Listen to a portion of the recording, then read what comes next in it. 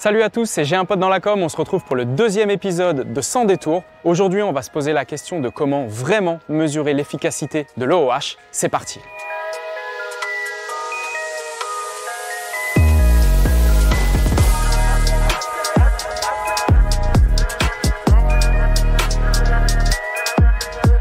Bonjour Alison, déjà merci d'être là. Bonjour Laurent, merci de m'accueillir. Alors avant de rentrer concrètement dans la thématique du jour, est-ce que tu pourrais brièvement me parler des enjeux marketing de ManoMano pour 2025? ManoMano, c'est un acteur du e-commerce spécialisé en bricolage maison-jardin. Aujourd'hui, on a une très forte notoriété en France, 90% notoriété générale, après 13 ans d'existence, d'hypercroissance.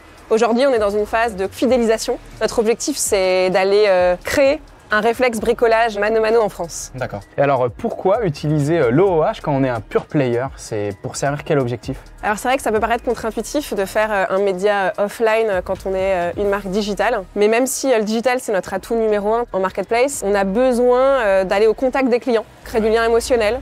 Et c'est vrai que l'OOH, ça va venir travailler la confiance, le lien, ça va venir rentrer dans les territoires et rencontrer les clients. Deuxième point, c'est parce que l'OOH, c'est très visible par beaucoup de monde en très peu de temps. Donc pendant 1 à 2 semaines, on peut être visible par presque 90% de la population française dans leur quotidien. Et il y a peu de médias aujourd'hui qui le proposent. Et aujourd'hui, où se positionne l'OOH dans ton tunnel de conversion? Alors pour ManoMano, l'OOH, ça reste un média haut de funnel et qui est au service du business et de la croissance de la marque, soit pour créer du drive to web immédiat ou différé, donc pour une saison, soit pour travailler la notoriété ou l'adoption d'un produit ou d'un nouveau service, et puis pour rappeler qu'on est là. Et comment est-ce que tu mesures concrètement l'efficacité d'une campagne d'affichage? Alors c'est une bonne question parce que c'est vrai qu'on est très data-driven chez ManoMano et donc on va mesurer chaque campagne OOH de 2 manières.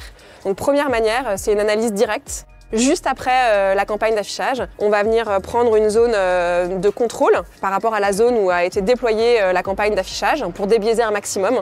Et on va venir regarder entre ces 2 zones, celle où il y a eu du trafic direct, celle où il y a eu le plus de clients, le plus de conversions. Et puis, deuxième type de mesure, c'est une étude de notoriété semestrielle. Okay. Donc là, on va faire appel à un institut externe et on va venir mesurer notre image de marque. Et est-ce que tu aurais des exemples de campagnes toutes récentes à me citer? Alors oui, notre dernière campagne d'affichage avec JC Decaux, on a parodié la Marseillaise et on a mis en avant le fait qu'on était un e-commerce en français. On a atteint une couverture nationale de plus de 80% sur les actifs, ce qui est très élevé. Et c'est vrai que si on compare à d'autres médias offline, comme la télé par exemple, il aurait fallu investir 2 à 5 fois plus en termes de budget pour avoir cette caisse de résonance et cette couverture. C'est pour ça que l'OOH, c'est un média au GRP et aux euros investis qui est très efficace et qui vraiment concurrence des médias comme la télé ou la radio.